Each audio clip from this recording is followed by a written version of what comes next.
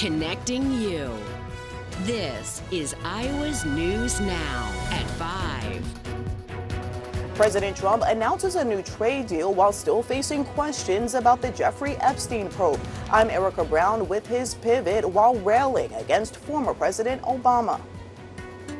Well, we're starting tonight at 5 with a look at our weather first forecast. Meteorologist David Holtman here again, and that comfortable summer we had for like 3 days, that's gone. We're back to sinking into the dog days. Yeah, it's long gone by now, and we're just stuck in those temperatures. You don't even need me to tell you about that. It's hot outside if you walked out. Temperatures barely reaching 90 here in Cedar Rapids. Overall, not just the temperatures, but the dew points as well, making it extra feel just muggy out there. Dew points in the mid-80s, or the lower to mid-80s, just making it feel really sticky out there, just not a place where you want to be outside. Of course, when we're talking about those high temperatures and high dew points, we're talking about the heat index all the way up to 108 degrees here in Cedar Rapids. That's just disgusting. You don't want to be outside in that. So to make sure to stay inside and take some breaks as you're going out. As we're looking at satellite and radar, mostly clear around here for now, but we do see some storm chances, especially over in our western counties.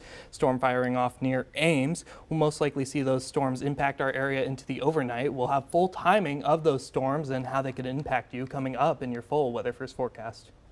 David, thank you. And again, like we told you yesterday, there are a lot of cooling centers going to start opening up around the area to help folks get out of the heat and humidity these next couple days.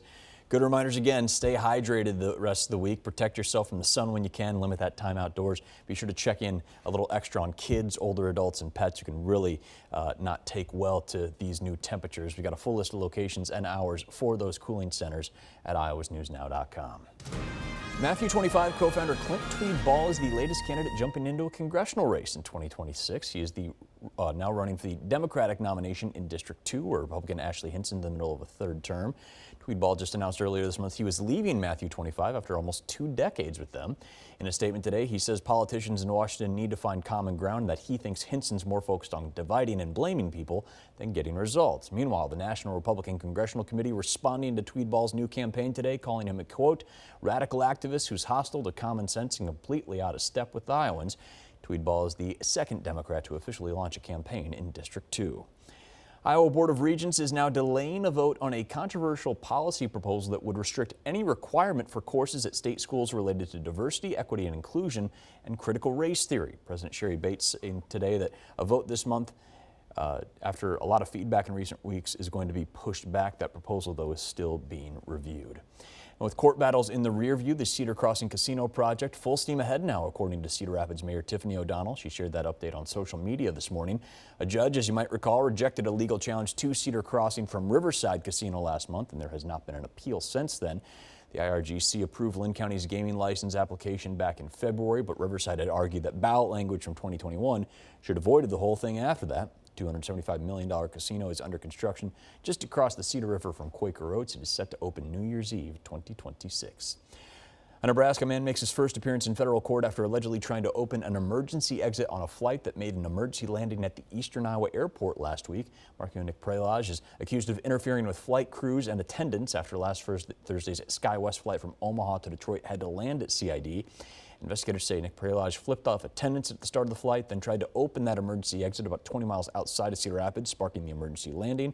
He's also accused of trying to fight passengers and crew members at that point. You see him being escorted off the plane by CRPD officers.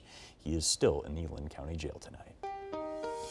A nightmare at a campsite in northeast Iowa 3 years ago today, July 22nd, 2022. Tyler and Sarah Schmidt and their 6-year-old daughter Lula found murdered at Makokata Cave State Park in Jackson County. Their 9-year-old son Arlo survived, and just by chance, the person he found to call police was the killer's mother. Iowa DCI says the Cedar Falls family was tortured before they were ultimately killed by Anthony Sherwin, who was also at the camp and the park. He ended up taking his own life afterwards, and 3 years later, investigators still don't know exactly why he did what he did. A GoFundMe for Arlo raised almost $300,000.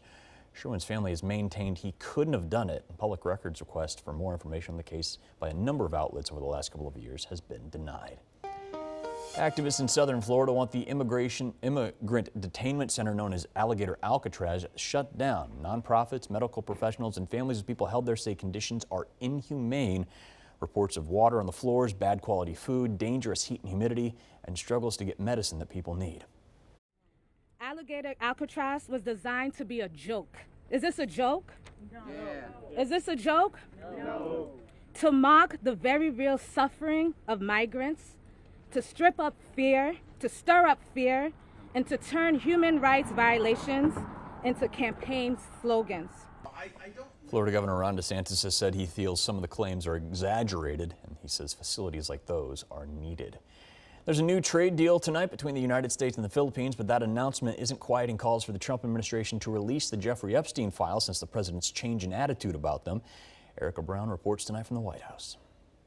We're very close to finishing a trade deal. Shortly after hosting the president of the Philippines in the Oval Office Tuesday, President Trump announced on social media a new trade deal, including a 19% tariff on goods from that country. Whether it's right or wrong, it's time to go after people.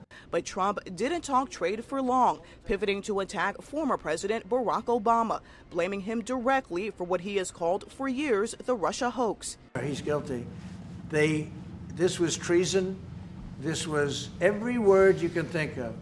They tried to steal the election. During Trump's first term, a special counsel investigated potential government wrongdoing, finding no evidence intelligence had been falsified in a systematic way, influenced by political concerns or directed by the former president.